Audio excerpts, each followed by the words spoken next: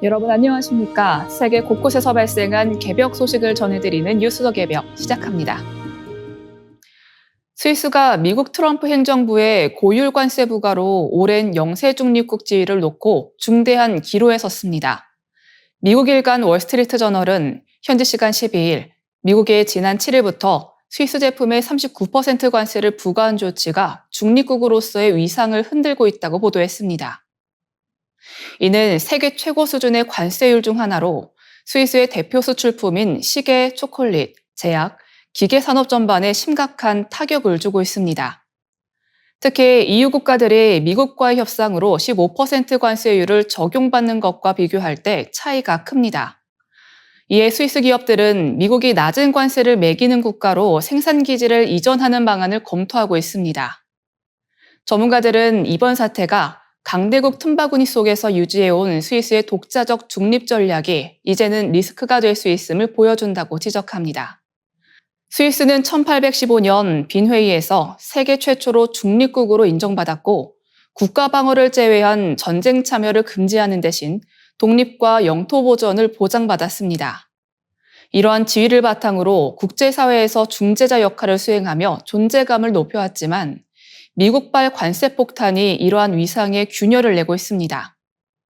사회민주당 욤플두 부총재는 스위스는 더 이상 강대국 블록 사이를 항의할 수 없다고 말했고 취리히데 슈테파니 발터 교수는 중립성이 모든 안보 위협을 막아준다는 것은 신화에 불과하다고 지적했습니다. 이미 스위스의 중립성은 2022년 러시아의 우크라이나 침공 당시에도 시험대에 올랐습니다. 당시 스위스는 EU의 대러시아 제재에 동참해 유엔 제재 의무를 넘어섰고 이는 오랜 정치적 중립성에 균열을 낸 사례로 평가됩니다. 이번 관세 사태 이후 스위스 내부에서는 EU와의 긴밀한 관계 구축을 요구하는 목소리가 커지고 있습니다. 자유민주당 한스페터 포트만 의원은 EU 가입은 불가능하다고 전제하면서도 작은 나라는 짓밟힐 위험이 있다며 미국과의 관세 분쟁이 지정학적 우선순위 재조정의 필요성을 일깨웠다고 밝혔습니다. 중국 최대 건설기업 헝다그룹이 16년 만에 홍콩 증시에서 퇴출되면서 부동산 개발 중심의 중국 고속성장 시대가 사실상 막을 내렸습니다. 블룸버그 통신에 따르면 헝다는 2009년 상장 이후 25일 상장 폐지되며 법원이 임명한 청산인은 부채 규모가 예상보다 훨씬 크고 전면적 구조조정은 불가능하다고 밝혔습니다. 헝다 외에도 장기간 거래가 중단된 당다이 부동산, 지난해 청산 명령을 받은 더신차이나 홀딩스가 상장 폐지 위기에 있습니다. 헝다의 몰락은 중국 정부의 세계의 레드라인 부채 규제 정책과 맞물립니다. 2020년부터 중국 당국은 과도한 부채를 억제하고 첨단 제조업 육성으로 정책 기조를 전환했습니다. 1996년 관둥성에서 설립된 헝다는 높은 레버리지, 많은 부채, 높은 회전율의 3고 모델로 확장해 한때 시가총액 500억 달러, 매출 중국 1위를 기록했습니다. 창업자 쉬자인 회장은 전기차, 축구단, 금융 등으로 문어발식 확장을 이어갔지만 2021년 채무 불이행을 선언했고 현재 헝다는 450억 달러, 약 2조 위안의 부채를 짊어진 세계 최대 부채 기업이 됐습니다. 헝다의 파산은 280개 도시 1,300개 개발 프로젝트를 중단시키며 중국 경제 전반에 충격을 줬습니다. 주가 폭락으로 일반 주주와 채권자, 분양자 모두 피해를 입었고 부채 부담은 금융권과 실물 경제로 번졌습니다. 특히 쉬자인 회장 일가의 모럴 해저드 논란이 거셉니다. 파산 전후로 매년 500억 위안 규모의 배당을 챙겨 해외로 자산을 이전하고 부인 딩이메이와 위장 이혼을 통해 재산을 은닉했다는 의혹이 제기됐습니다. 홍콩 법원은 뒤늦게 이들의 자산을 동결했지만 규모조차 정확히 파악되지 않고 있습니다. 헝다의 상장 폐지는 부동산을 통한 성장 모델이 중국 경제를 이끌던 시대의 종언을 알립니다. 부채에 의존한 부동산 굴기의 상징이 무너진 자리에 중국은 제조업 중심의 새로운 성장 전략을 모색하고 있지만 부동산 부진이 4년째 지속되면서 경기 회복의 길은 여전히 멀어 보입니다. 미국 실리콘밸리에서 배아 유전자 검사를 통해 IQ, 즉 지능 지수가 높은 자녀를 선택하는 문화가 확산하고 있습니다. 12일 월스트리트 저널에 따르면 캘리포니아 베이 지역의 일부 스타트업들은 시험관 시술 과정에서 여러 배아의 유전자 정보를 분석해 미래 IQ 예측치를 제공하고 부모가 원하는 배아를 선택할 수 있도록 돕고 있습니다. 비용은 최소 $6,000에서 최대 $50,000에 달하지만 수요는 꾸준히 증가하는 추세입니다. 누클리어스 지노믹스 창업자 키안 사데기는 실리콘밸리는 IQ를 사랑한다며 다른 지역과 달리 교육, 지적 성취를 중요시하는 문화가 강하다고 말했습니다. 하버드 의대 사샤 구세브 교수는 이를 실리콘밸리 능력주의의 극단적 표현으로 평가했습니다. 하지만 생명윤리학자들은 이러한 유전 최적화가 사회 불평등을 심화시킬 수 있다고 경고합니다. 스탠퍼드대 행크 그릴리 교수는 부유층이 슈퍼 유전자를 가진 계층을 형성해 나머지를 지배하는 디스토피아적 상황을 우려했습니다. 실리콘밸리에서는 이런 윤리적 고민보다 결과 중심의 선택이 두드러집니다.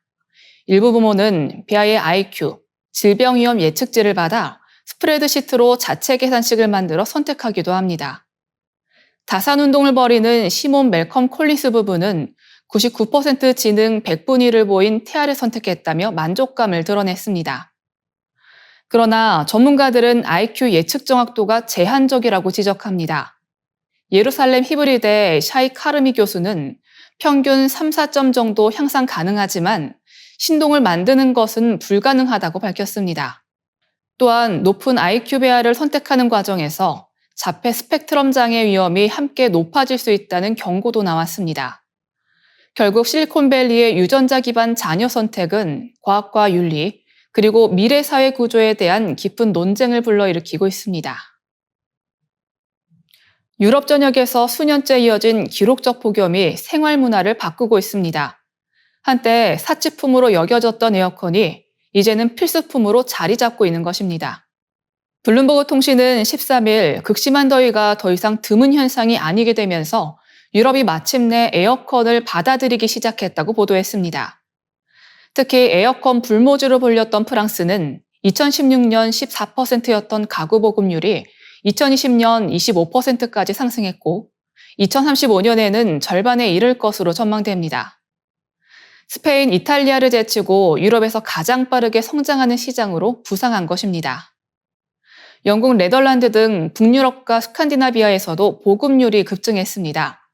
독일, 오스트리아에서는 온라인 판매량이 사상 최고치를 기록했고 삼성전자와 다이킨 등 제조업체는 설치 인력 훈련에 투자를 늘리고 있습니다. 배경에는 유럽의 급격한 온난화가 있습니다. 유럽은 전 세계 평균보다 2배 빠른 속도로 기온이 오르고 있으며 냉방이 얼마나 필요한지를 수치로 나타낸 지표 파리의 냉방도일 CDD는 20년간 3배 이상 증가했습니다. 독일 베를린, 벨기에 브뤼셀의 여름 기온도 과거 남유럽과 유사한 수준에 도달했습니다. EU 기후변화감시기구 코페르니쿠스는 대부분 지역에서 폭염 기간이 40년 전보다 길어졌다고 분석했습니다. 프랑스에서는 에어컨 도입을 둘러싼 논쟁이 정치권으로 번졌습니다. 극우 국민연합당 마리 르펜 대표는 냉방 부족이 공공서비스 마비를 초래한다며 대규모 설치 계획을 공약했지만 녹색당과 파리시는 도시 녹화, 건물 효율 개선을 대안으로 제시하며 에어컨은 부적응이라고 반박했습니다. 언론도 보수 성향 르피가로는 생산성과 건강보호를 이유로 찬성, 좌파 리베라시옹은 환경부담을 이유로 반대 입장을 냈습니다. EU 전체 에너지 소비에서 냉방이 차지하는 비중은 1% 미만이며 이탈리아 가구 절반, 스페인 40%, 프랑스는 20에서 25%만 에어컨을 보유하고 있습니다. 그러나 요양원, 병원, 학교 등 공공시설 냉방 필요성에는 폭넓은 공감대가 형성돼 지난달 프랑스에서는 폭염으로 1,800여 개 학교가 임시 휴교했습니다. 더위가 일상이 된 유럽에서 에어컨은 이제 생존과 직결된 생활 인프라로 자리 잡고 있습니다. 이상으로 뉴스 더 개벽 마치겠습니다. 시청해주신 여러분 감사합니다.